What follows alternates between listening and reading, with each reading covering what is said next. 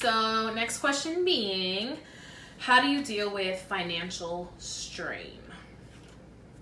Dun, dun, dun.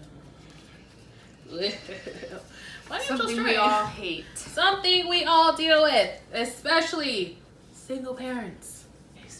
Especially single parents. Like, granted, everybody has financial burdens, obviously, in one shape, way, form, or whatever. But I'm not saying it only applies to single parents, but I feel like single parents who are going through the hassle of trying to get support from the other parent or not even having that option, I feel like that burden is constantly weighing on your shoulders. It's like a gray cloud over your head at all times. You know, unless you have family that is definitely willing to give you everything, or you come from a very blessed financial background. But otherwise, I feel like it is just something that we deal with that I personally think is the biggest, like, burden and a depression and like just the most negative vibe that always lingers no matter what you're trying to do. How do I deal with it? I don't. Just kidding. I do. No, but I don't. I know. I'm just, brag all night. But no. Honestly though, I would say try to prioritize your needs versus your wants. A lot of the time we tend to say, oh, I need this, I need that. But do you really? Do I really need that highlight from Sephora? Do I really though? Yes. But no. No, that's a want versus actually something that I need. I would say, honestly, that's one of the biggest things is prioritizing your needs versus your wants, of course. And try to save whenever possible. You got a jar, you got some extra change, drop it in there. Who carries cash nowadays? No one but Jessica. So I barely even carry cash nowadays. Like, I never have cash, and if I do, I spend it. So I don't like to have cash. So, but if I do have extra change or anything like that, literally have a jar anywhere. Just drop whatever you got. Any extra single dollar bills, drop them in there. Like, I would say, try, or if you have a savings account, make it a habit to put some type of finance or some type of money in there monthly, if not bi-weekly, whenever you get paid, just so that you can like a percentage. Slowly start to save. Yes, it's so hard to save when you have so many things that you have to pay for and so many things that you're doing that you want to do, but I feel like in the long run it will benefit you. Another thing would be learning how to say no. Learning how to say no is something that within this year I have gotten myself to do a lot more.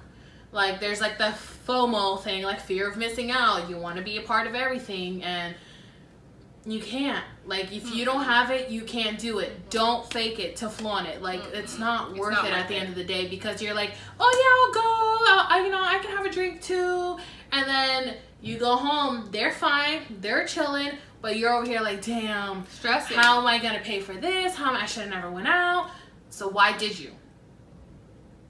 Why? Like, you don't need to do that. So I feel like learning to say no, I'm sorry, I can't go. Nope, I can't afford it. Sorry. Like, yeah, some people are going to be mad at you. Some people are going to be like, oh my God, you're always broke. Okay, well then don't be my friend. That's what I'm saying. Okay, dude, you want to... No, like, the difference is I'm not broke. I'm I'm getting myself financially stable while you guys are blowing your money. So you got to sacrifice a little bit so that you... More. Yes. Absolutely. That's smart. Yeah, I feel like learning to say no is huge. Once you accomplish that, I feel like it just becomes so easy. Like, you're just like, oh, you want to hang out today? Sure, you can come over and have wine and movies, but do I want to go out? Nah. Unless you're gonna help me and help me into, like, with my struggle, you don't need to know about it. You don't need to know about it. So if I say I can't do something, I can't do it. Don't get offended and just be like, oh, you can't do that, but I saw you hanging out with your friend. But you saw me hanging out with my friend at a house, or you saw my friend hanging out with me at my house. I'm not out. You can come over anytime you want. But if I say no, it's no for a reason. Saying no is huge. Learn how to do it. It'll get you places.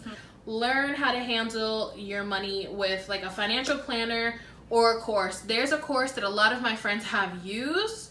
I haven't, so I can't really talk much about it. But it's called Dave Ramsey's Financial Peace University. Like, manage your money, handle your debts, clean up your credit. A huge reminder is what your child, honestly, besides finances and money and lavish things, what your child needs most is your love, is you. At the end of the day, lavish them with that. Lavish them with your love. Give it to them. Don't go to sleep with the guilt of not being able to give them lavish things and a lavish lifestyle, because at the end of the day, what they're gonna remember most is not that toy you bought them when they were 6. They're gonna remember, oh my God, my mom was always with me every step of the way. So just prioritize that. Prioritize your love over things. Teach them that's not important right now. You know, mommy can't get it for you now, maybe soon, but hey, let's hang out, change the subject, let's watch a movie. Yes. You know, do stuff like that. I mean, and little, you can do small things. You can, if you have a change jar, you can take a couple of dollars if you really have to out of your change jar, and you can go grab an ice cream for like $1 at McDonald's and go to the park. Or you can, me and Dominic will get out of school, and every now and again I'll be like, you know what, you were really good today, we had a good day today, let's go treat ourselves. And we'll get $1 Slurpee at 7-Eleven and $1 bag of hot Cheetos, and we take that to the park and we just chill. And those moments, you don't need, and that's a good thing that we get to teach our kids. That's the good thing about growing up a little bit in a struggle. People have an edge when they grow up with a struggle. How to deal with financial struggle. This is a big hard one for me, because I now can say I'm turned maybe more towards the right direction. But it was a struggle for me because I didn't have the typical like mom-dad house where anybody taught me anything about money. So I knew nothing. My dad was so overprotective. I was not allowed to even have a job at 16, which I really wanted one. Not even for any other reason other than I thought it would be cool to be independent, work for yourself. You know, like it's cool. Money. It's so cool to have a job back then at 16, even if it was McDonald's. Yeah. So my dad wouldn't let me work. My dad didn't want me to get my license. My dad didn't teach me. I literally knew nothing going into the world. Nothing. Like, I really didn't. People are like, how? I really did not. Nobody told me. I had no idea. I'm just in la la land, like, okay, we graduate school, like, I can go to college, get a job, get an apartment, like, it's easy. No one told me how hard it was. So when I get out there, I get my paychecks, and I'm like, you know, I can say this. For my first car, I saved up because I knew I really wanted a car because I was tired of walking. So, I saved and paid for that. But then after I had my car, and then I'm just having this money, and it was a car I paid cash for, so I didn't have to really pay much for my car insurance, and I had no car payment. So I was just shopping, partying, you know, living life because my dad was strict. So now I'm free at my aunt and uncle's house, don't have to pay bills. So I was living my life.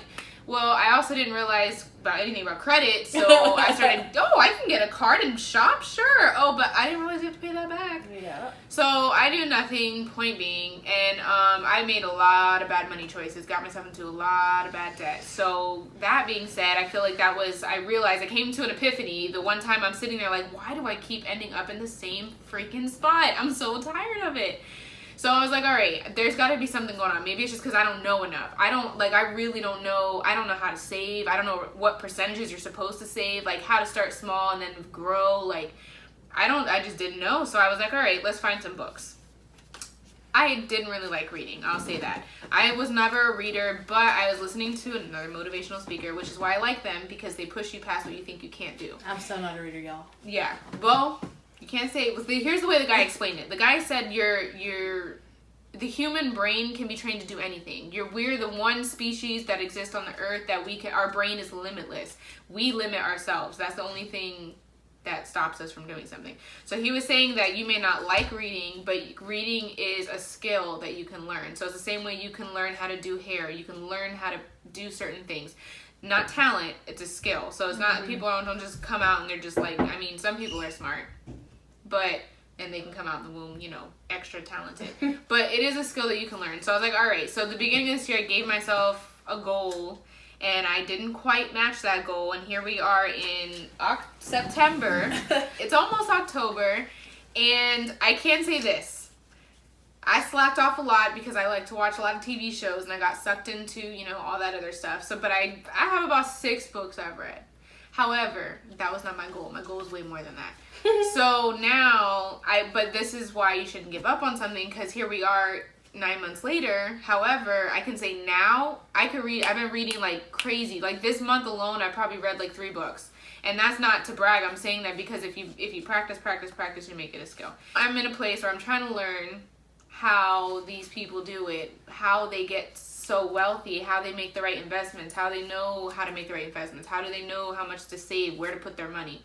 Because then I feel like if I know what they know, then I can start putting the same things they put into practice, and then be where they are. So stay positive when you're in financial struggle. Don't get frustrated with yourself. Don't get mad. Take a deep breath.